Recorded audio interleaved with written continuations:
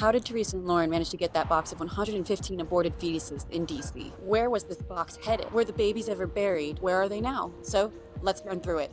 This is the timeline that led to Justice for the Five. The short story is, on March 25th of 2022, Terrisa and Lauren of Progressive Anti-Abortion Uprising found a box of dead babies outside of Washington Surgery Clinic in Washington, D.C. On the morning of March 25th, 2022, Terrisa and Lauren were heading towards Washington Surgery Clinic to do sidewalk counseling when they saw a medical waste truck. It was around 11:54 in the morning. The truck belonged to Curtis Bay, and there was a man, a worker, loading boxes from a dolly onto the truck. The boxes said Curtis Bay Medical Waste. Terrisa and Lauren then asked the worker if he knew what was in the boxes that he was loading onto the truck. The worker said no. Because these boxes were labeled for Washington Surgery Center, Terrisa made an assumption and said this box has dead babies in it. Obviously, the worker was horrified by this. Terrisa then asked the worker, "Would you be able to give us one of those boxes?" The worker asked, "What would you do with it?" Lauren immediately responded, "A funeral and a burial." And the worker said, "Okay." The worker had already scanned the box into the system. Terrisa and Lauren then ran away from this brave whistleblower with the box, then panicking,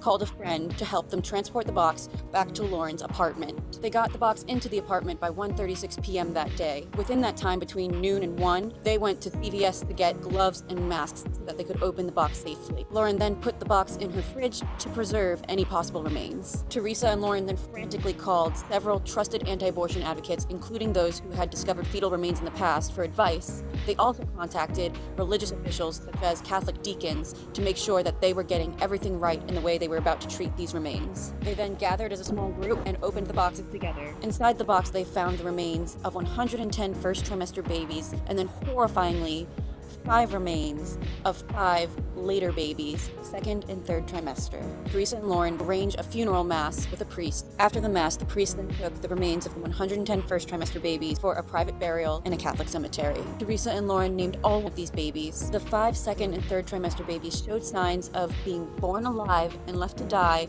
or being aborted through federally illegal procedures. Because of this, Terrisa and Lauren contacted their lawyer, who then sent a letter to the local police asking them to come pick up the remains and to perform an autopsy on them to find out if they were truly legally aborted. The same day that the DC Metropolitan Police came to pick up the bodies of the 5 aborted children, the FBI arrested Lauren Handy for a warrant that they had from 2020 because she allegedly did a direct action at the same clinic. In 2013, at this same clinic, Washington Surgery Center, an undercover reporter asked Santangelo if he would revive an infant that was born alive during an abortion, and he said no. He also admitted to not using feticide before his late-term abortions, which gives a significantly higher risk that these children will be born alive. Just a month before Lauren and Terrisa discovered these remains, an undercover investigator posed as a patient at 28 weeks gestation, going in for a later abortion at Washington Surgery Center. She paid $12,000 and was taken into the back room, where a nurse then instructed her to take